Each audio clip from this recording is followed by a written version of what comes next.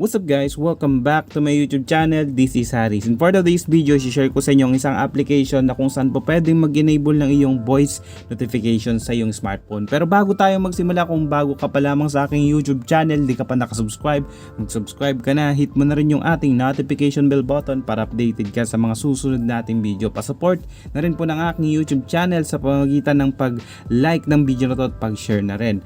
Alright, so dito guys, isang application na kung saan magbabasa ng notification mo. Okay, example, saan nga ba natin po pwede itong gamitin? Example natin si Messenger. Si Messenger kapag ka nakahiga ka na and tinatamad ka ng magbasa ng mga messages mo sa Messenger. So gamit tong application na to, siya na yung magbabasa ng mga message yung mga nasa notification mo. Download link ng application provided sa description nitong video. Nandyan na po para din na po kayo maghanap. At ito na po, konting walkthrough sa application and may mga settings tayong gagalawin. Search bar lang natin, hanapin natin Shouter. Okay, Shouter yung pangalan niya dito, pero I think notification reader yung pangalan niya sa Play Store. So change language, as you can see, English by default. Okay lamang po natin yan. Allow lang po natin yung mga yan and then tap on yes. And then dito sa notification access, piliin ang Shouter tapos enable natin yan para kahit naka-close yung app ay gumagana pa rin siya. Tapos go back lang po tayo, go back pa rin. And then dito next na pupuntahan natin is manage shortcut.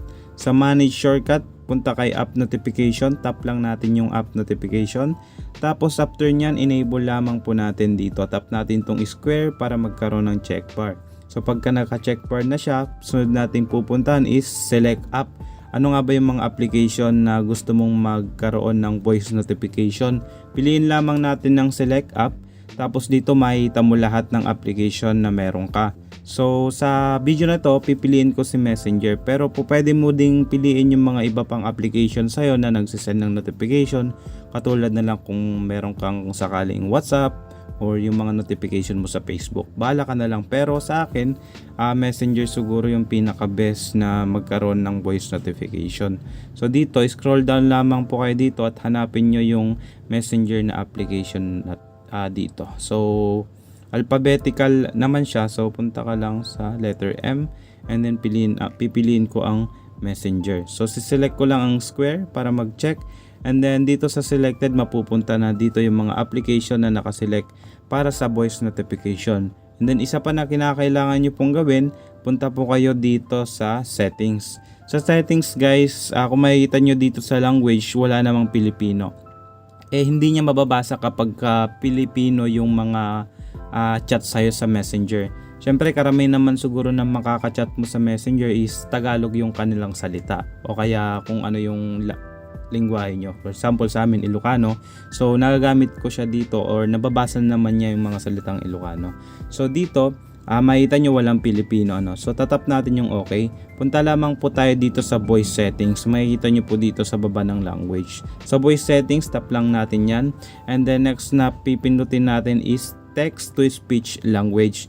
Tap lang natin yan and then hanapin po natin ang Filipino Tagalog or Filipino Philippines ata. So scroll down lamang po tayo dito at hanapin po natin ang Filipino Philippines. Ayan siya. So tap lang natin yung circle na katabi niya. Okay. Give us a 5-star rating and support us. So nakita nyo, nagtatagalog na siya. Give us ang 5-star rating daw. So nakaselect na yung Pilipino, so kahit may mag-message na sa atin ng Tagalog. So go back lang po tayo dito at I think wala na tayong gagalawin dito. So close, pwede nating i-close yung app. So kahit ipatay natin yung phone natin, once na may nag-message sa atin is magbo-voice notification na po siya. So make sure lang syempre na nakaka-connect sa internet kasi wala namang magno-notify sa'yo kapag wala kang internet sa Messenger. So try nating patayin yung cellphone and then yan, nakapatay na siya. And then dito may message natin yung magme-message tayo kasi Messenger ng pamangkin ko to. So dito open ko lang yung aking Messenger tapos chat natin siya. So ayan, sesendan ngayon natin siya ng notification at magsesend tayo dito. So nakapatay yung screen and connected siya sa internet, and then sa PC sesendan natin siya ng message. So titignan natin. Notification from Messenger. It says Haries, kumusta ka na tito? So ayun, working siya kahit patay yung screen natin. And sana nagustuhan nyo yung video guys. Kung nagustuhan nyo, give this video a like. Mag-subscribe ka na kung di ka pa nakasubscribe. Again, this is Haries. See you again on the next one. Maraming salamat po. Peace.